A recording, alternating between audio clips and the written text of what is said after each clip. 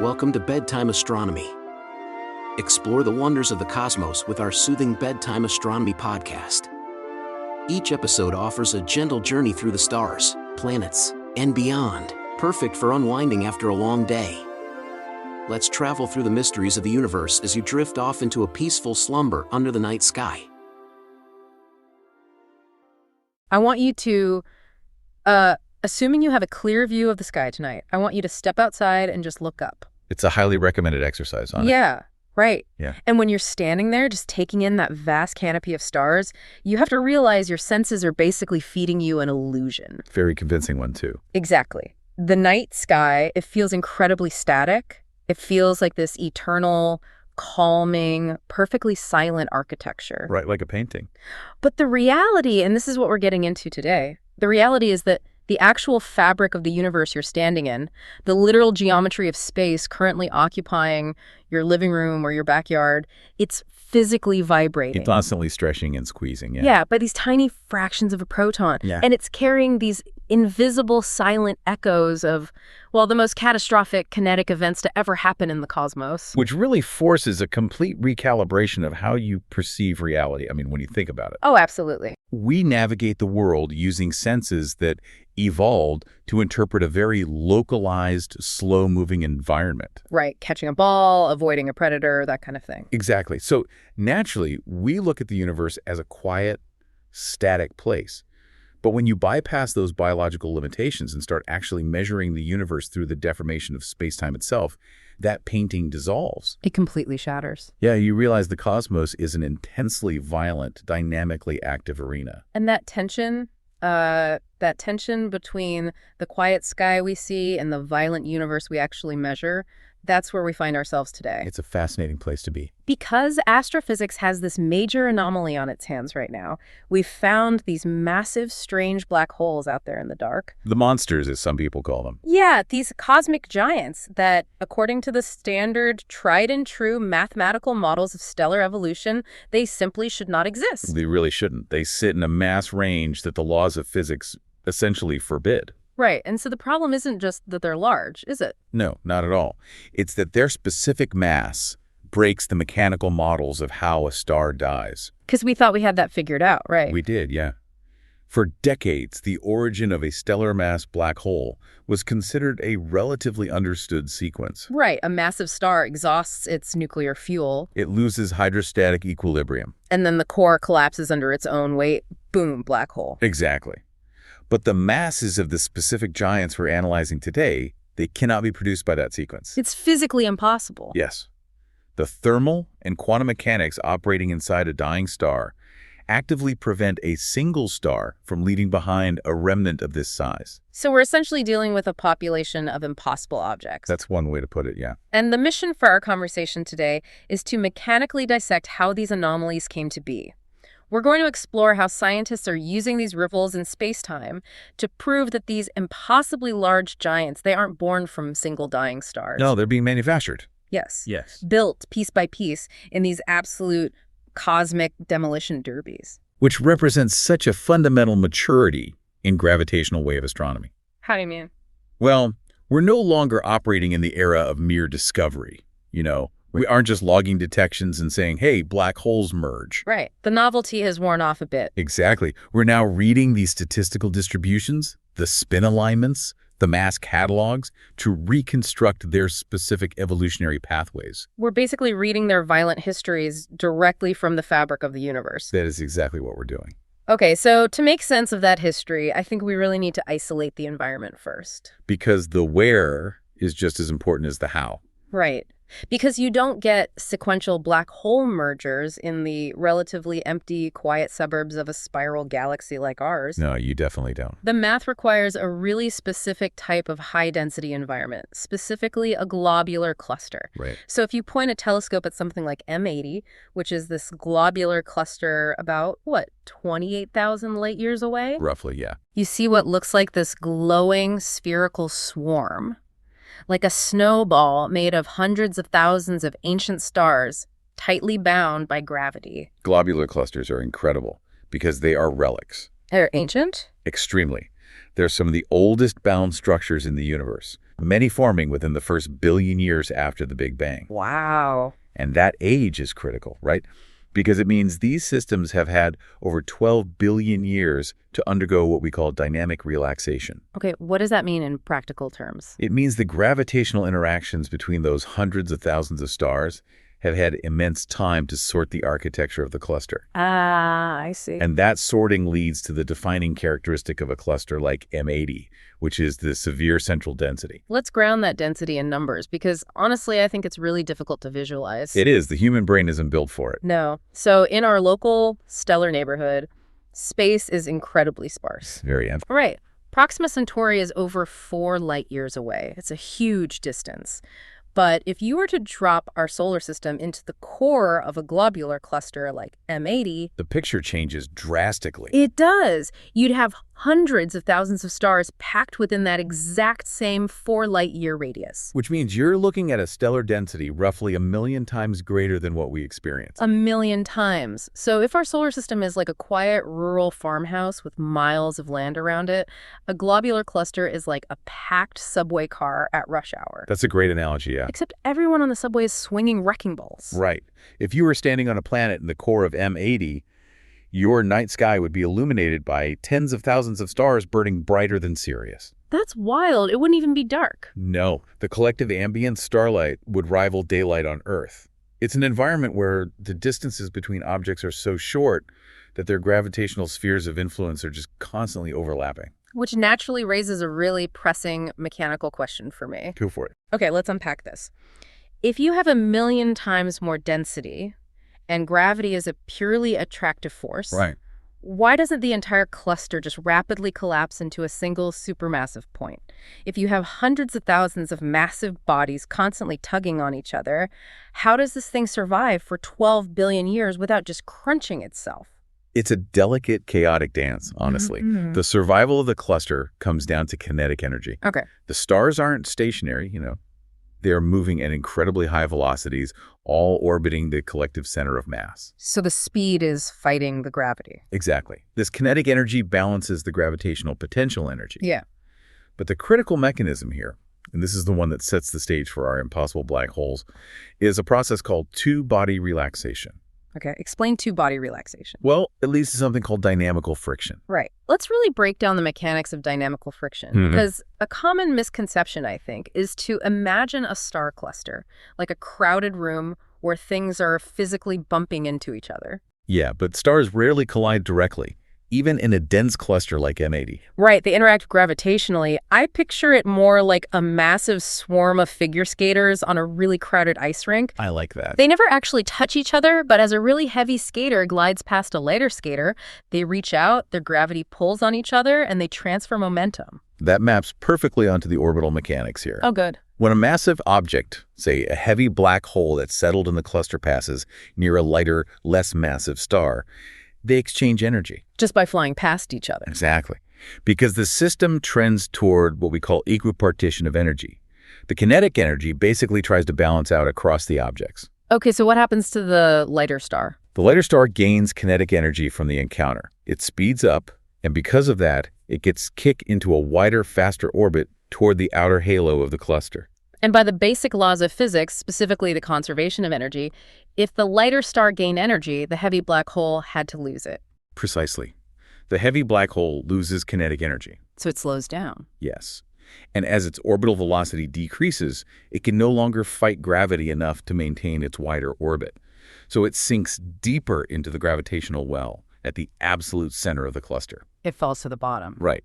And over billions of years, this process of dynamical friction systematically siphons all the heaviest objects, the most massive stars, and crucially, the black holes left behind by the first generation of supernovae, and pulls them into a hyperdense subcluster at the core. So the cluster acts like a massive gravitational centrifuge, but like in reverse. Yes, exactly. The heavy material sinks to the middle instead of being pushed to the edge.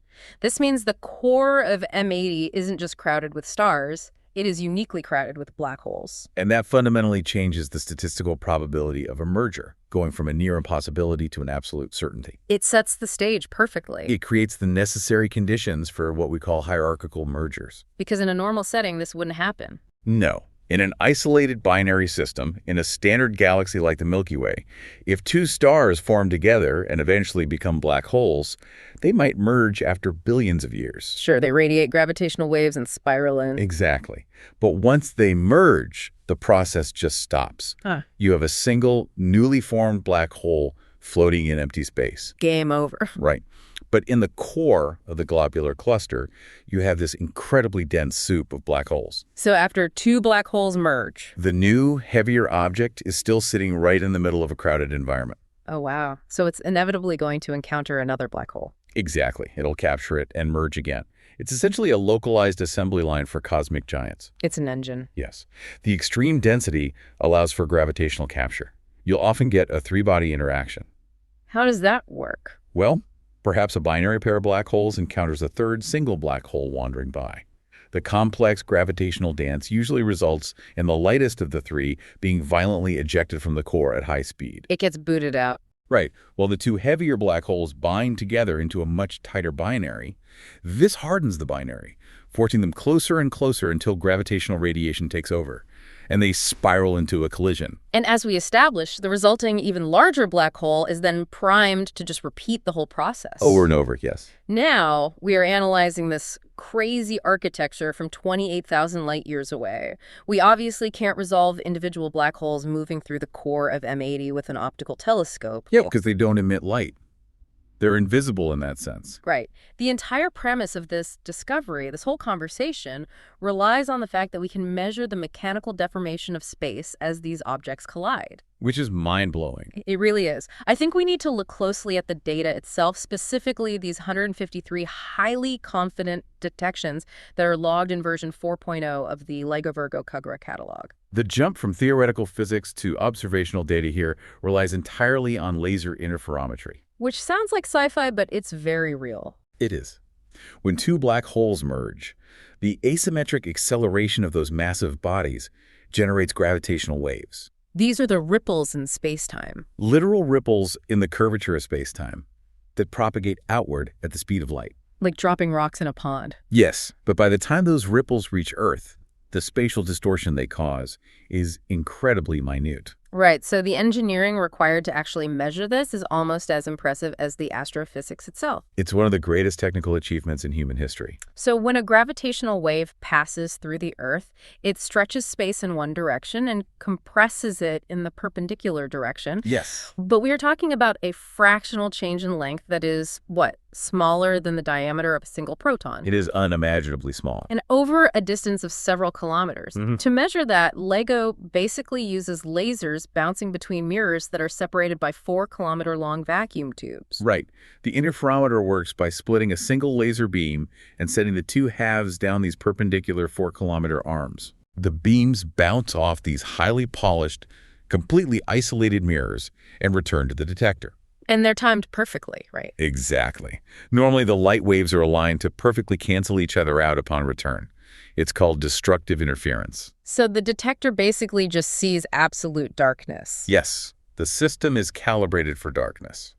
But when a gravitational wave from one of these distant black hole collisions rolls through our solar system, it alters the physical distance between those mirrors. Space itself expands and contracts. So one arm of the vacuum tube gets fractionally longer, while the other gets fractionally shorter. And that tiny change alters the travel time of the light. The laser beams no longer cancel each other out perfectly when they recombine. Oh, so a tiny amount of light actually hits the photodetector. Yes, and the intensity of that light corresponds directly to the amplitude of the gravitational wave. It allows us to map the precise stretching and squeezing of space-time over time. The challenge, of course, and I can't even imagine the headaches this caused the engineers, is that like a passing truck on a nearby highway or a micro-earthquake or even just the thermal vibration of the atoms inside the mirrors themselves. Oh, all of it. All of it can cause disruptions far larger than the tiny cosmic signal we are looking for. The data extraction requires filtering out immense amounts of terrestrial noise. It's like trying to hear a whisper in a hurricane. But once you isolate the actual cosmic signal, you don't just get a binary confirmation that a collision happened, do you? No, it's so much richer than that. You get a waveform. You get what scientists call the chirp. The chirp really is the Rosetta Stone of gravitational wave astronomy. The waveform actively evolves over time. What does that mean exactly? As the two black holes spiral toward each other, the frequency of the wave increases. Because they're orbiting faster and faster. Exactly. As they get closer and their orbital velocity accelerates, approaching a significant fraction of the speed of light, both the frequency and the amplitude of the space-time distortion rise very sharply. It ramps up. Right, until they collide. Now, if I play devil's advocate here, if I throw two rocks into a pond, the ripples just tell me a splash happened. They don't tell me what the rocks are made of or where they came from. That's a fair intuition. So what does this all mean? How do space-time ripples hold the actual history of a black hole? Because unlike rocks in a pond, the specific parameters of that gravitational waveform, how fast the frequency rises, the peak amplitude at the moment of merger, and the subsequent ring down as the new black hole settles into a perfect sphere, they aren't random. They're mathematically determined. Yes, they are mathematically locked to the intrinsic properties of the bodies involved. You can extract the exact masses of both initial black holes. Which is how we found out these impossibly large ones exist. Exactly. But critically, especially for our discussion of hierarchical mergers, the waveform also encodes the spin vectors of the objects. The spin, like how fast they are rotating. Yes. The phase evolution of the waves, the exact timing of the peaks and troughs, is measurably altered by how fast the black holes are spinning on their own axes and the orientation of those spins relative to their orbital plane. Okay, this is where the data really reveals the existence of two completely distinct populations of black holes. It's the smoking gun. Because if you just look at a catalog of 153 masses, you might just assume it's a smooth, continuous distribution, right? Some are small, some are big, no big deal. Right. You'd think it was just a natural variance. But when you actually map the mass against the spin parameters that LIGO extracted from those chirps, a very clear bifurcation emerges. Two totally distinct groups. Right. You have the first group, which we can categorize as the original first-generation black holes. And then you have the second group, the higher mass anomalies. The monsters. Let's look at the first-generation population first. They exhibit a very specific rotational signature. Okay, what is it? They generally have low spin magnitudes. They aren't spinning very fast. Yeah. And if they are part of a merging binary system, their spins tend to be aligned with the angular momentum of their orbit. They spin in the same direction they orbit. Yes, and this is exactly what the stellar evolution models predict for black holes born quietly from dying stars. And that alignment makes perfect mechanical sense, doesn't it? It does. If you have a binary star system, two massive stars born from the same collapsing molecular cloud of gas, they are going to inherit the angular momentum of that initial cloud. Exactly. They share a birth environment. Right. They'll orbit each other in a specific plane, and their individual rotations will naturally align with that plane. It's kind of like how the planets in our solar system mostly orbit the sun and rotate on their axes in the exact same direction. Conservation of angular momentum is a beautiful thing. And regarding the low spin magnitude, the fact that they aren't spinning fast, that also makes sense. Why is that? Well, as a massive star evolves, it undergoes massive expansion during its giant phases. It swells up. Like a red giant? Right. And it sheds a significant portion of its outer envelope through powerful stellar winds. It blows its outer layers into space. Yes. And because angular momentum must be conserved, pushing all that mass outward physically saps the rotational energy of the core. It slows it down. Oh, I see. By the time the core actually collapses into a black hole, it has lost most of its initial spin. So a lower mass black hole with low spin standing straight up is essentially the baseline. It's the expected norm. The standard model, yes. But the gravitational wave data shows the second population. These are the objects with masses stretching up to 60, 70, or even 80 times the mass of our sun. The impossibly large ones. And the spin data for these objects is just completely chaotic. It's a mess. Right. They possess really high spin magnitudes, meaning they are rotating incredibly fast. Right. And even more importantly, as observed by researchers, their spin axes are completely misaligned. They are tilted at wild, random angles relative to their orbital plane. I always compare this to finding two types of spinning tops on a table. Okay, let's hear it. One set is barely spinning, and they're all standing straight up, perfectly aligned. That's your first generation, formed quietly from a dying star. Makes sense. But then you have this other set of tops. They are spinning furiously, and they are tilted wildly on their sides, crashing into each other. That's a perfect visual. And that misalignment is the critical diagnostic tool here. It is the absolute observational proof of dynamical assembly in a cluster. Right, because they didn't form together. Exactly. If two black holes randomly encounter each other in the dense core of M80 and capture each other gravitationally, they're coming from completely independent trajectories. They don't share that common origin cloud. No, not at all. One black hole is diving in from the local north, the other is swooping in on a horizontal plane. Their individual spins, set billions of years ago, have absolutely nothing to do with the new orbit they are about to establish together. Exactly. The orientation is isotropic. Isotropic, meaning completely random in three-dimensional space. Right. When we analyze a chirp from LEGO and we detect significant spin precession, which occurs when those misaligned spins cause the orbital plane itself to visibly wobble during the merger, it absolutely confirms the binary was dynamically assembled. It was not co-evolved. But what about the magnitude of the spin? The fact that they are rotating so rapidly, that's what actually proves they are the product of a previous merger, right? Yes, that's the real key to their history. We have to look at the conservation of angular momentum during the collision itself. Because it's a massive amount of energy. Unbelievable amounts. Yeah. Consider the energy in the final moments of a merger. Two black holes are orbiting each other at a significant fraction of the speed of light. Right. That tight orbit contains a colossal amount of orbital angular momentum.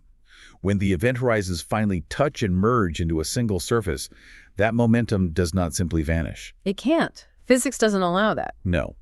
It is transferred directly into the intrinsic spin of the resulting single black hole. So the merger itself acts as this massive rotational engine. The orbital velocity of the two parent objects is basically converted into the rotational velocity of the child object. That's exactly what happens. The math dictates that the remnant of a black hole merger will almost always have a dimensionless spin parameter around 0.7. Meaning what, exactly? Meaning it is rotating at roughly 70% of the absolute maximum speed allowed by the laws of physics. Oh, wow. 70% of the maximum possible limit. Yes.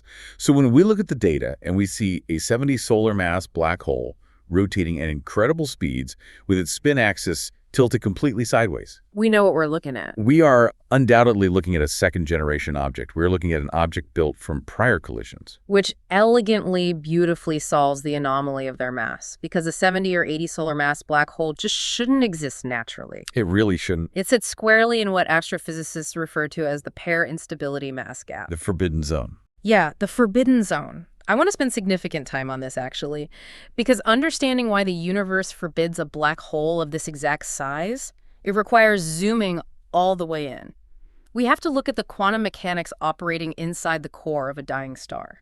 It's a beautifully complex interaction between thermodynamics and particle physics. Yeah.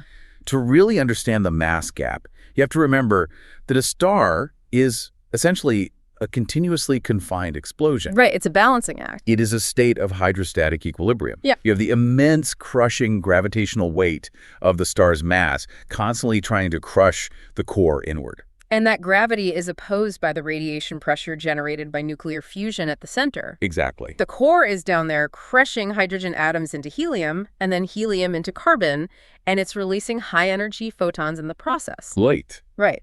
And those photons exert physical outward pressure as they try to escape the core, effectively holding up the immense weight of the star. As long as the fusion engine produces enough radiation pressure, the star remains stable. It lives its life. But the physics change, right? Dramatically. It changes depending on the initial mass of the star. If you have a star with an initial mass roughly between, say, 130 and 250 times the mass of our sun. A true behemoth. Yes.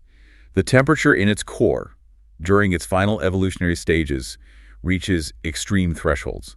We're talking about temperatures exceeding 3 billion Kelvin. 3 billion Kelvin, that is, I can't even conceptualize that. Yeah, it really can. At 3 billion Kelvin, the photons being generated by fusion aren't just visible light or normal X-rays anymore, are they? No, they are incredibly energetic gamma rays. And this is where the system hits a structural failing point, which is rooted in mass energy equivalence, E equals mc squared. That's the mechanism. The photon becomes so intensely energetic that they start interacting with the nuclei of atoms in the core, or even just with each other, and they undergo pair production. Pair production. Yes. The energy of the photon is spontaneously converted into physical mass. It creates an electron and its antimatter counterpart, a positron. Wait, here's where it gets really interesting to me. We all know mass energy equivalence. But the critical consequence here isn't the creation of the matter itself, is it? It's the sudden disappearance of the photons. You nailed it. That is the mechanical failure point. The photons are the structural pillars holding up the star. Because they exert pressure. Right. Photons travel at the speed of light and exert significant outward radiation pressure. Electrons and positrons, having mass, do not exert the same kind of pressure. They're sluggish in comparison. Exactly. So as those gamma rays spontaneously convert into particle-antiparticle pairs, the outward radiation pressure just plummets. The engine basically stalls. The structural support evaporates almost instantly. And gravity, which never takes a break, is just waiting. It's a constant, unyielding force, so it immediately takes over. The core suddenly contracts, violently. And because gravity is doing work on the core, compressing it so rapidly, the temperature spikes even higher than 3 billion Kelvin. Now, in a normal lower mass star, a core collapse leads to a bounce, and the formation of a neutron star or a standard black hole. Right, like a typical supernova. But in a star of this specific massive range, the core still contains a massive reservoir of unburned oxygen and silicon. It hasn't finished fusing its fuel. Right. So when the core collapses and the temperature skyrockets, you don't just get a slow compression, you ignite all of that remaining fuel at once. It's catastrophic. You trigger a runaway thermonuclear explosion. The sudden ignition of all that oxygen and silicon releases an amount of energy that exceeds the gravitational binding energy of the entire star. It overcomes gravity completely. Completely. It completely reverses the implosion. The energy wave rips outward, and it completely disrupts the star. This is what we call the pair instability supernova. Yes. It's an explosion so violent that it doesn't leave a remnant behind. None. Nothing. It doesn't leave a collapsed core. It doesn't leave a neutron star. And it absolutely does not leave a black hole. The entire mass of the star is vaporized and ejected into the interstellar medium, which means, from a mathematical perspective, there's a hard limit. The universe says no. Exactly. You cannot form a black hole from the direct collapse of a star if that star's core reaches the conditions for pair instability. Because it just blows itself to dust. Right. The models show that this mechanism absolutely prevents the formation of black holes with masses between approximately 45 and 130 solar masses. That's the gap. Yes. Any star large enough to potentially leave a remnant in that range will instead just obliterate itself completely. So the universe enforces this strict mass limit. The natural manufacturing process of a single star maxes out at around 45 solar masses. That's the cap. Which brings the LIGO gravitational wave data into sharp focus. When we detect a chirp, run the parameters through the supercomputers, and find a black hole weighing 75 solar masses. It's a glaring violation of this limit. It is existing inside the forbidden zone. It demands an alternative formation channel. If the physics of stellar collapse forbid it, the object must be the result of a hierarchical merger. There's no other way. No. It is the mathematical proof that the black holes in these dense clusters are merging, combining their masses to step over the 45 solar mass limit and creating second or third generation objects. We are watching the universe bypass its own quantum limits through brute force gravitational assembly. Brute force is a good way to put it. But what I find truly fascinating is that the exact boundaries of this forbidden zone, like that 45 solar mass lower limit, it isn't just an arbitrary number picked out of a hat. No, it's highly specific. Right. It is highly dependent on the specific microscopic reactions happening inside the star before it collapses. It relies heavily on the nuclear reaction rates during the late stages of stellar evolution. Specifically, the exact mass threshold where pair instability kicks in, it depends on the amount of carbon and oxygen in the core. The ratio. Yes, and that ratio is determined long before the supernova, during the phase of the star's life where it is fusing helium. Let's trace that nuclear pathway for a second, because it's wild that this connects. It is. So after a massive star exhausts its hydrogen, the core compresses, heats up, and begins what's called the triple alpha process, right? Right, fusing 3 helium nuclei into a single carbon atom. But it doesn't stop there. No, it doesn't. The newly formed carbon can then capture another helium nucleus, an alpha particle, to produce oxygen. This is known as the carbon-alpha capture reaction. Okay, so it's making carbon and then immediately turning some of that carbon into oxygen. Exactly. And the relative rate at which helium is fused into carbon versus the rate at which carbon captures helium to become oxygen, that fundamentally determines the carbon-to-oxygen ratio of the stellar core. And why does that specific ratio dictate whether the star will eventually hit the pair instability threshold? Why does the star care how much carbon versus oxygen it has?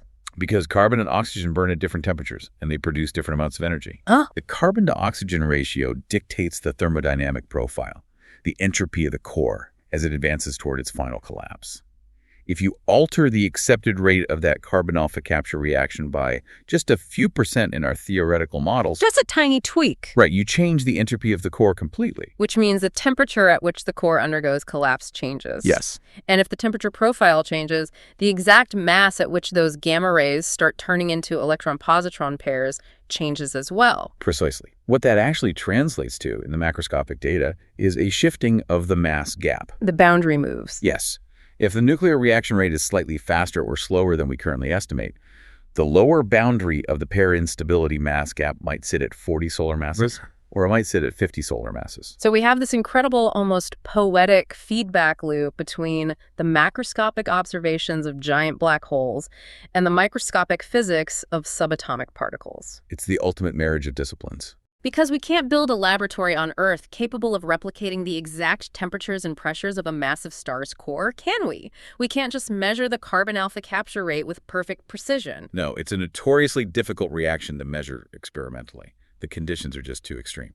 But the universe is basically performing the experiment for us. It is. By using gravitational wave observatories to measure the exact masses of merging black holes, we can empirically define the bottom edge of the mass gap. We can look at the data and see exactly where the population of first-generation black holes abruptly stops. Right. And once we pinpoint that exact observational threshold, say the data shows it's exactly 46.2 solar masses, for example, we can run the stellar models backward. We can reverse engineer the star's core. Exactly. We can use the mass of a black hole measured through space-time ripples generated millions of light years away to constrain the quantum mechanical cross-section of a nuclear fusion reaction that happened inside a star billions of years ago. It is stunning.